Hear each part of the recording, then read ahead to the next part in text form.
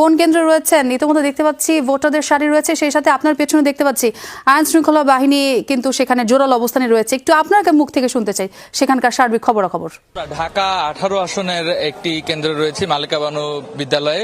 সকাল 8:30টায় এই কেন্দ্রে ভোট শুরু হওয়ার কথা থাকলেও 7:30টায় এই কেন্দ্রে ভোট শুরু হওয়ার কথা থাকলেও কিন্তু 4 মিনিট পরে এই কেন্দ্রে ভোট গ্রহণ শুরু হয়েছে। এবং দেখাতে চাই যে এই পুরো কেন্দ্রটি জুড়ে উত্তরার বেশ কয়েকটি কেন্দ্রকে বেশ ঝুঁকিপূর্ণ কেন্দ্র বলা হয়েছিল এবং আমরা দেখেছি যে সকাল থেকেই কিন্তু এই কেন্দ্রগুলোর বাহিরে ব্যাপক আইন শৃঙ্খলা পরিস্থিতি জোরদার করা হয়েছে। ভোটারদের নিরাপত্তা নিশ্চিতে তারা সরব রয়েছেন এবং পাশাপাশি ভোটাররা কিন্তু ইতিমধ্যেই সকাল থেকে দীর্ঘ সারি দিয়ে এই মালিকা বানু আদর্শ বিদ্যানিকেতনে প্রবেশ করেছেন। মূলত এই বিদ্যালয়টিতে 4টি কেন্দ্র রয়েছে। 4 কেন্দ্রের প্রায় 16,000 ভোটার এই কেন্দ্রটিতে ভোট দিবেন সারাদিন।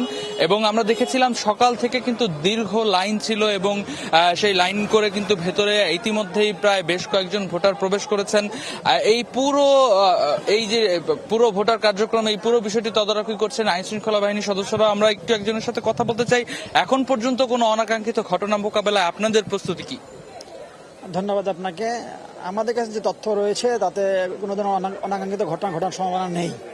তারপরেও আমরা ব্যাপক প্রস্তুতি নিয়েছি, আমাদের স্ট্যান্ড বাই ফোর্স রয়েছে। উত্তরা 18 কিন্তু বেশ কয়েকটি কেন্দ্রকে ঝুঁকিপূর্ণ বলা হচ্ছে। সেই ঝুঁকিপূর্ণ কেন্দ্রগুলোতে আপনাদের নিরাপত্তা ব্যবস্থা কেমন আছে এখন পর্যন্ত?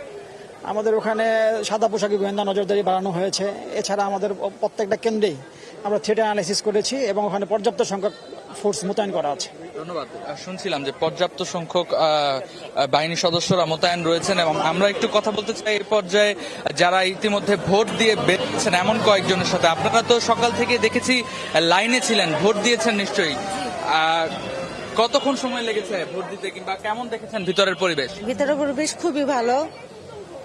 আর আমরা তো 17 বছরের ভোটই দিই নাই, এই 17 বছর পর ভোট দিতে আসছি। ভিতরের পরিবেশটা খুব ভালো আর অন্যরকম একটা আনন্দ লাগতেছে আজকে। ধন্যবাদ।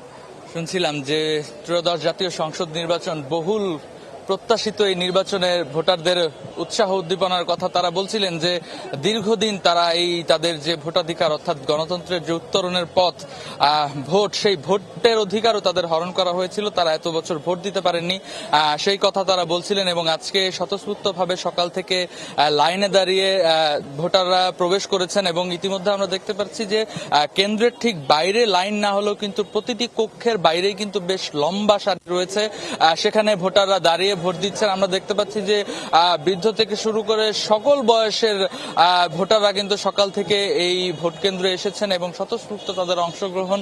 তারা বলছিলেন যে